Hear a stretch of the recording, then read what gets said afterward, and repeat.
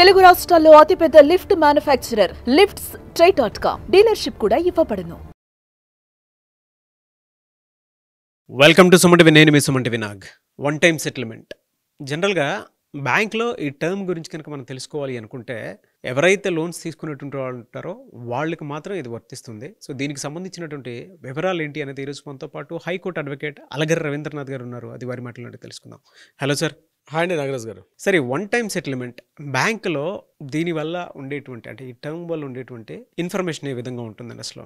OTS లేదా one time settlement అన్నది ముఖ్యంగా లోన్స్ తీసుకునే సందర్భంలో వస్తుంది ఈ వర్డ్ అన్నది. యాక్చువల్గా అంటే మనం నాట్ ఓన్లీ క్రెడిట్ కార్డ్స్ ఒక్కటే కాదు, మార్టిగేజ్ లోన్ తీసుకున్నా, గోల్డ్ లోన్ తీసుకున్నా, వెహికల్ లోన్ తీసుకున్నా, ఎనీ లోన్. సో లోన్ తీసుకున్న తర్వాత మనం రెగ్యులర్గా ఈఎంఐస్ పే చేస్తుండేటప్పుడు ఈ ప్రాబ్లం ఉండదు. ఏదైనా అనివార్య కారణాల వల్ల మనం రీపేమెంట్ ప్రాపర్గా లేనప్పుడు, కాస్త సెక్యూర్డ్గా లేనప్పుడు ఏం చేస్తారంటే బ్యాంకింగ్ యొక్క సెగ్మెంట్ ప్రకారం, ఆర్బీఐ రూల్స్ ప్రకారం 90 days వరకు కూడా అది యాక్చువల్గా ఒక లాకింగ్ పీరియడ్ ఉంటుంది. అంటే ఈఎంఐ కరెక్ట్గా ఎవ్రీ మంత్ పే చేస్తుంటే కరెక్ట్గా ఉంటుంది. సో కంటిన్యూగా అంటే నేను చెప్పేది కాన్సిక్వెన్స్గా ఒక ఎవ్రీ మంత్ లాగా 3 months కానీ కంటిన్యూగా మనం పే చేయకపోతే అది మొండి బకాయిలు, లేకపోతే ఎన్పిఏ అంటారు, నాన్ పేమెంట్ అకౌంట్ అని చెప్పి డిక్లేర్గా చేస్తారు. సో 180 days పూర్తయిన తర్వాత అదే కంటిన్యూగా 6 months పేమెంట్ చేయకపోతే అది కంప్లీట్గా కూడా అది హోల్డ్లోకి వెళ్ళిపోయి అవకాశం కూడా ఉంటుంది. రైట్ ఆఫ్ చేసేస్తారు దాన్ని కంప్లీట్గా ఆ అకౌంట్ని.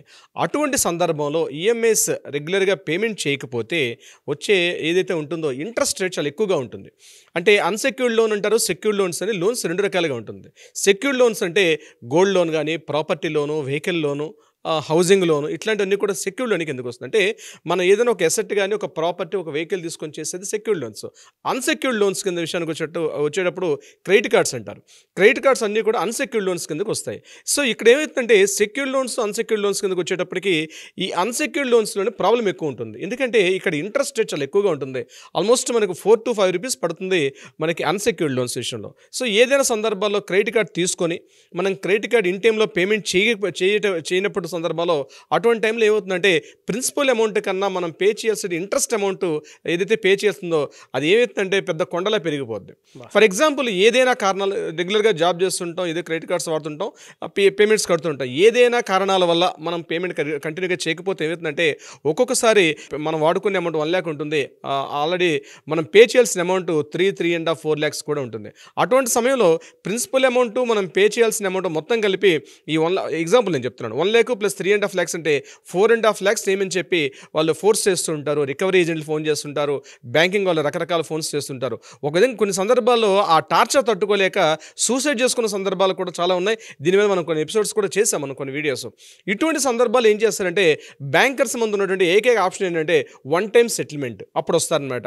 అంటే బ్యాంకర్స్ ఏమంటారంటే రికవరీ ఏజెంట్ ద్వారా చెప్పిస్తారు, సార్ మీకు ఇంత అమౌంట్ ఉంది, మీరు ఆల్మోస్ట్ 4.5 lakhs, ఇట్లా ఎగ్జాంపుల్ నేను చెప్తున్నాను, ఇంత అమౌంట్ పే చేయాలి కాబట్టి మీరు వన్ టైం సెటిల్మెంట్కి రండి, ఆ వన్ టైం సెటిల్మెంట్ చేసుకోవడం వల్ల మీకు వెసులుబాటు ఉంటుంది, మీకు కొంత ఫ్రీ అయిపోతారు అని చెప్తారు. అప్పుడు అటువంటి సందర్భాల్లో రికవరీ ఏజెంట్స్ నుంచి ఫోర్స్ ఎక్కువ కావడం, సో వన్ టైం సెటిల్మెంట్ కోసం చెప్పి డిస్కషన్స్ ఎక్కువ చేస్తారు. అంటే ఫర్ ఎగ్జాంపుల్ ఈ 1 lakh అదొక 3.5 lakhs, 4.5 lakhs ఉండేటప్పుడు బ్యాంకర్స్ ఏం చేస్తారంటే 3 lakhs పే చేయమని చెప్పి రకరకాల ఆప్షన్స్ ఇస్తుంటారు. సో ఇక్కడ 2 రకాలుగా ఉంటుంది. ఒకటి ఇది మంచిదా కాదని నేను చెప్తాను, తర్వాత ఎలా చేస్తే బాగుంటుందో కూడా నేను మీకు ఎగ్జాంపుల్ కూడా చెప్తాను. ఇక్కడ మ్యాక్సిమం నేను చెప్పడం ఏంటంటే క్రెడిట్ కార్డు యూజ్ చేసుకునేటప్పుడు వన్ టైం సెటిల్మెంట్కి వెళ్ళొద్దు అని నేను చెప్తాను. ఎందుకంటే మీరు వాడుతున్నటువంటి ఏదైతే క్రెడిట్ కెపాసిటీ ఉంటుందో, అంటే ఎంత క్రెడిట్ వాడుతూ ఉంది, మీకు వస్తున్న ఇన్కంలో కేవలం 30% మాత్రమే ఉండమని చెప్పి క్లియర్గా మనకు ఉన్నటువంటి ఫైనాన్షియల్ సర్వీసెస్ చెప్తుంటాయి. అంటే క్రెడిట్ కార్డ్ లిమిట్ ఎప్పుడు కూడా 30% వాడుతున్నాం అంటే డెఫినెట్గా ఈజ్ కరెక్ట్ జెన్యున్గా వాడుతున్నట్టుగా తెలుసు. అంతేగాని టోటల్ అమౌంట్ ఏదైతే ఉందో టోటల్ అమౌంట్ అంతా యూసేజ్ చేసేసుకొని మళ్ళీ మన పేమెంట్ కట్టలేక ఇబ్బందులు పడడం కాకుండా దాన్ని 30% వాడితే is a genuine. So banking segment ప్రకారం ఈజ్ అ రైట్ పర్సన్, కరెక్ట్గా పేమెంట్ చేస్తున్నట్టుగా ఉంటుంది. ఇక్కడ వన్ టైం సెటిల్మెంట్ విషయంలో ఏమవుతుందంటే టోటల్గా మనం అంతా కూడా వాడేసి ఉంటాం అమౌంట్. ఫర్ ఎగ్జాంపుల్ కొన్ని ఈఎంఐస్ కావచ్చు, లేకపోతే ఫోన్స్, ఇట్లాంటి ఎలక్ట్రానిక్ ఐటమ్స్ అని వాడేటప్పుడు వాడేసి ఉంటాం. అది పేమెంట్ చేసేటప్పుడు మనకు పెద్ద గుదిబండిగా మారిపోతుంది. ఇటువంటి సందర్భాల్లో ఈ వన్ టైం సెటిల్మెంట్ అనే వర్డ్ ఏదైతే వస్తుందో, నేను ముందుగా చెప్తాను, వన్ టైం సెటిల్మెంట్ చేసుకోవద్దు. ఏదైనా ఆప్షన్స్ ఉంటే, ఏదైనా అవకాశం ఉంటే, ఓ పర్సనల్ లోన్ తీసుకోండి, ఇంకొక లోను, మీకు వేరే ఆప్షన్స్, రకరకాల ఆప్షన్స్ ఉంటే ఆ రకరకాల ఆప్షన్స్ ద్వారా మీరు బ్యాంకర్తో మాట్లాడుకొని ఆ ఏదైతే ఇంట్రెస్ట్ రేట్ అమౌంట్ ఉందో కొంత తగ్గించే ప్రయత్నం చేసి ఆ రకంగా వెళ్ళడం అయితే మంచిది. ఇదైతే first option. One time settlement చేసుకోకపోవడం మంచిది. ఎందుకు మంచిది అంటుంటే, వన్ టైం సెటిల్మెంట్ తీసుకుంటే మీ సిబిల్ రేట్ ఏదైతే ఉంటుందో అది ఖచ్చితంగా మినిమం ఏంటంటే 20 పాయింట్స్ నుంచి 100 పాయింట్స్ వరకు మీకు డౌన్ అయ్యే అవకాశం ఉంటుంది. సో మీరు ఫర్దర్గా ఫ్యూచర్లో ఏదైనా లోన్స్ తీసుకోవాలనుకున్నా, లేకపోతే దేనికైనా జాబ్ అప్లై చేసుకోవాలన్నా, లేకపోతే మన అబ్రాడ్ అట్లా వెళ్ళేటప్పుడు ఈ సిబిల్ స్కోర్ అంది 100% రిఫ్లెక్ట్ అవుతుంది. అది మీ యొక్క ఫినాన్షియల్ స్టేటస్ మీద కూడా రెగ్యులర్గా పేమెంట్ చేసే పర్సన్ కాదని చెప్పి ఒక నెగిటివిటీ మీ యొక్క ఫినాన్షియల్ స్టేటస్ మీద ఇంపాక్ట్ అవుతుంది. కాబట్టి నేను చెప్పడం ఏంటంటే అట్లాంటి పరిస్థితుల్లో మీరు సెటిల్మెంట్ చేసుకోకపోవడం మంచిది. ఎందుకంటే వన్ టైం సెటిల్మెంట్ చేసుకుంటే ఫైనల్ రిపోర్ట్ వచ్చేసరికి సిబిల్ ఏమవుతుందంటే సెటిల్డ్ లేదా పార్షియల్లీ సెటిల్డ్ అని కనిపిస్తుంది. లేదా మీరు ఏదైనా మార్టిగేజ్ లోన్ కానీ లేకపోతే ఇతరత్ర లోన్ తీసుకొని మీరు క్లోజ్ చేసినట్లయితే అక్కడ క్లోజ్డ్ అని కనిపిస్తుంది. ఆ మొత్తం మీరు ఫైనాన్షియల్ రిపోర్ట్ తీసుకున్నప్పుడు అంటే క్లోజ్డ్ అంటే టోటల్గా మీరు రెగ్యులర్గా పేమెంట్ కట్టి క్లోజ్ చేసుకున్నట్టుగా ఉంటుంది. ఇక్కడ ఏమవుతుందంటే సెటిల్డ్ అన్న వర్డ్ ఎప్పుడైతే మీకు కనిపిస్తుందో మీరు వన్ టైం సెటిల్మెంట్ చేసుకున్నట్టుగా అక్కడ మీనింగ్ వస్తుంది. సో వన్ టైం సెటిల్మెంట్ అంటే మీరు ఎప్పుడో డిఫాల్ట్ అయ్యారు. సో డిఫాల్ట్ అవ్వడం వల్ల ఈయన యొక్క ఫైనాన్షియల్ స్టేటస్ కరెక్ట్గా లేదని చెప్పి ఫ్యూచర్లో మీరు ఏదైనా ఒక హౌసింగ్ లోనో వెహికల్ లోన్ ఇంకేదైనా తీసుకోవాలనుకునేటప్పుడు డెఫినెట్గా మీకు ఇంపాక్ట్ అవుతుంది. మీకు చాలా వరకు నెగిటివిటీ అయితే ఉంటుంది. అన్నంత మాత్రాన్ని మీకు లోన్స్ రావని కాదు కానీ వస్తుంది, కానీ ఈ యొక్క నెగిటివిటీ మాత్రం 100% ఇంపాక్ట్ అవుతుంది. సో నేను ఫస్ట్ చెప్పే ఆప్షన్ ఏంటంటే ఎప్పుడైనా వన్ టైం సెటిల్మెంట్ ఓటీఎస్ అనే సిస్టమ్ వస్తే 99.99 మీరు అవాయిడ్ చేయండి ఫస్ట్. లేదు కంపల్సరీ లేదు, వేరే ఆప్షన్ లేదు నా దగ్గర, ఎందుకంటే నాకు రిసోర్సెస్ అన్ని పూర్తిగా తగ్గిపోయింది, నాకు వేరే ఫైనాన్షియల్ సోర్సెస్ లేవు, నాకు ఎటువంటి సోర్సెస్ లేవు అనుకున్నప్పుడు మాత్రమే ఈ వన్ టైం సెటిల్మెంట్కి వెళ్ళడం మంచిది. సో ఆ వన్ టైం సెటిల్మెంట్కి వెళ్ళేటప్పుడు కూడా క్లియర్గా గుర్తుపెట్టుకోవాల్సింది మీరు వీలైనంత వరకు మ్యాక్సిమం ఎంతవరకు ఉంటుందో అంతవరకు కూడా మీరు బార్గెన్ చేయండి. ఇది గుర్తుపెట్టుకోవాల్సింది. ఫర్ ఎగ్జాంపుల్ ఇందాక నేను చెప్పినట్టుగా ఓ 4.5 lakhs మీకు టోటల్ అవుట్ స్టాండింగ్ అమౌంట్ ఉన్నప్పుడు అప్పుడు మీరు ఏం చేస్తారంటే మ్యాక్సిమం బార్గెన్ చేయండి. ప్రిన్సిపల్ అమౌంట్కి ఒక 30,000 40,000 మీరు ఎంత అడిగితే అంత ఇవ్వడానికి కూడా ముందుకు వస్తారు బ్యాంకర్స్. ఎందుకంటే బ్యాంకర్స్ యొక్క సిస్టమ్ ప్రకారం నేను ముందుగా చెప్పాను, మొండి బకాయిలు ఎన్పిఏ అకౌంట్స్ అంటే పూర్తిగా ఏమీ రాని చోట ఎంతో కొంత వచ్చి రికవరీ రాబట్టుకున్నాం కదని చెప్పి, ఎందుకంటే ఇది unsecured loan. So unsecured loan కాబట్టి మిమ్మల్ని ఎక్కడ ఆ ప్రాపర్టీని వాళ్ళు కస్టడీలో తీసుకోవడం, జప్తు చేయడం అవకాశం ఉండదు. కాబట్టి సో బ్యాంకర్స్ కూడా చాలా వరకు వెసులుబాటు ఇస్తాయి.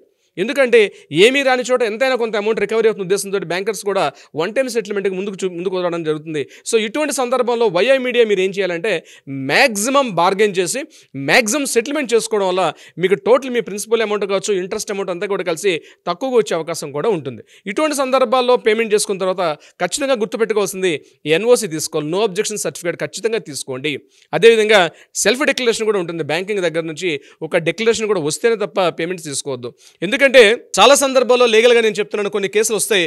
ఓటీఎస్ చేసుకున్న తర్వాత కూడా బ్యాంకర్ దగ్గర నుంచి ఇంకా మీరు పాత పేమెంట్ బ్యాలెన్స్ ఉన్నారని, అది ఆ వన్ టైం సెటిల్మెంట్ కాదని బ్యాంకర్ దగ్గర నుంచి రెగ్యులర్గా కాల్స్ వచ్చే సందర్భాలు ఉంటాయి. ఒక్కోసారి రికవరీ ఏజెంట్స్ కూడా మిమ్మల్ని ఫోర్స్ చేస్తారు, అంటే అక్కడ ఉన్న సిచ్యువేషన్స్ ప్రకారం. అటువంటి సందర్భాల్లో లీగల్గా అప్రోచ్ కావాలంటే డెఫినెట్గా వన్ టైం సెటిల్మెంట్ చేసుకునేటప్పుడు ఏం చేయాలంటే మ్యాక్సిమం మీ దగ్గర అక్కడ నుంచి ఓ ఎన్ఓ సర్టిఫికేట్ తీసుకోవడం, డిక్లరేషన్ తీసుకునేటప్పుడు మాత్రం ముందుకెళ్ళడం మంచిది. అది వీలైతే ఈమెయిల్ ద్వారా వచ్చినా, అంటే ఎలక్ట్రానిక్ డివైస్ ద్వారా వచ్చినా యాక్సెప్టబులే. రిటర్న్గా వాళ్ళు ఒక పేపర్ మీకు ఇచ్చినా సరే యాక్సెప్టబుల్గా ఉంటుంది మన యొక్క కోర్టుల పరంగా. సో వన్ టైం సెటిల్మెంట్ చేసుకునేటప్పుడు డెఫినెట్గా ఇటువంటి ఆప్షన్ వచ్చేటప్పుడు తీసుకోండి. అన్సెక్యూర్డ్ లోన్స్ ఏదైతే ఉంటుందో క్రెడిట్ కార్డ్స్ విషయంలో నేను చెప్తున్నాను, ఒక్కోసారి ఏం చేస్తారంటే ఒక బ్యాంక్ అకౌంట్లో ఉన్నటువంటి క్రెడిట్ కార్డు వేరే బ్యాంకులో ట్రాన్స్ఫర్ చేసుకోవడం, అక్కడ అకౌంట్లో చేసుకుంటూ కూడా వెళ్తారు. ఇట్లాంటి సందర్భాల్లో కూడా చాలా ప్రాబ్లమ్స్ వచ్చే అవకాశం ఉంటుంది. వీలైతే మీరు ఏ బ్యాంక్ త్రూగా మీరైతే తీసుకున్నారో క్రెడిట్ కార్డు వాడుతున్నారో ఆ క్రెడిట్ కార్డు అమౌంట్ అని మ్యాక్సిమం వీలైనంత వరకు అక్కడే దాన్ని క్లోజ్ చేసే అవకాశం ఉంటే మంచిది. కానీ ఈ బ్యాంక్ నుంచి ట్రాన్స్ఫర్ చేసుకుంటూ ఒక 4-5 క్రెడిట్ కార్డ్స్ మెయింటైన్ చేసుకుంటూ వేరే అకౌంట్ నుంచి ఎన్ఓసి తీసుకోవడంలో కూడా మీకు ఫ్యూచర్లో లీగల్గా వచ్చే కొన్ని ప్రాబ్లమ్స్ కూడా రేజ్ అయ్యే అవకాశం ఉంటుంది. తాత్కాలికంగా రికవరీ ఏజెంట్లు ఏం చేస్తారంటే వాళ్ళకున్న టార్గెట్స్ పరంగా ఇమీడియట్గా ఆ క్షణానికి సెటిల్మెంట్ చేసుకుంటారు, కానీ ఫ్యూచర్లో మీకు లీగల్ ప్రాబ్లమ్స్ అయితే వస్తుంది. అయితే దీనికి సంబంధించి ఎటువంటి లీగల్ ప్రాబ్లమ్స్ రేజ్ అయినప్పుడు తప్పనిసరిగా గుర్తుపెట్టుకోవాల్సింది కన్జ్యూమర్ కోర్టు డెఫినెట్గా మనకు ఉంటుంది. కన్జ్యూమర్ కోర్టు, అదేవిధంగా అంబుడ్స్మెన్ ఉంటుంది. అంటే బ్యాంకింగ్ సెగ్మెంట్ సంబంధించి మీరు అక్కడ కూడా బ్యాంకింగ్ సెగ్మెంట్లో కూడా రిటర్న్ కంప్లైంట్ ఇవ్వాల్సి వస్తుంది. కస్టమర్ కేర్తో మాట్లాడి బ్యాంకింగ్ సెగ్మెంట్లో కూడా మీ ప్రాబ్లమ్ని రైజ్ చేయాల్సి వస్తుంది. ఏదేమైనప్పుడు కూడా వన్ టైం సెటిల్మెంట్ తీసుకోవడం అన్నది మీ సిబిల్ స్కోర్ మీద 100% రిఫ్లెక్ట్ చూపిస్తుంది. 20 నుంచి 100 పాయింట్స్ పూర్తిగా డౌన్ఫాల్ అవుతుంది. ఇది కొన్ని ఇయర్స్ పాటు ఉంటుంది. ఒక 3 to 4 ఇయర్స్ పాటు కంటిన్యూగా మీ సిబిల్ స్కోర్లో కనిపిస్తుంటుంది. కాబట్టి వన్ టైం సెటిల్మెంట్ చేసుకోకపోవడమే మంచిది. అనివార్య పరిస్థితుల్లో, తప్పనిసరి పరిస్థితుల్లో లాస్ట్ ఆప్షన్ మాత్రమే తీసుకోండి. ఈ వన్ టైం సెటిల్మెంట్ నేను చెప్పేది ఓన్లీ క్రెడిట్ కార్డ్ సంబంధించి. అదే మీరు సెక్యూర్డ్ లోన్స్ ఏదైతే gold loan, housing loan, vehicle loan, ఇతరత్ర కారణాలు ఉండేటప్పుడు వన్ టైం సెటిల్మెంట్ పెద్దగా కనిపించదు. కాబట్టి ఎందుకంటే సెక్యూరిటీకి వెళ్తారు కాబట్టి బార్గెన్ చేసే స్కోప్ అక్కడ ఉండదు. ఇక్కడ క్రెడిట్ కార్డ్స్లో మాత్రం మీకు ఉంటుంది. వీలైనంత వరకు మీరు బార్గెన్ చేసుకుని వన్ టైం సెటిల్మెంట్ చేసుకుంటే మంచిది. నేనైతే వద్దని చెప్తాను నాగరాజ్ గారు. వెరీ గుడ్ ఇన్ఫర్మేషన్ అండి. ఎనీవేస్ థ్యాంక్ యూ అండి. Thank you so much Ravindranath గారు. Thank you so much Nagaraj గారు.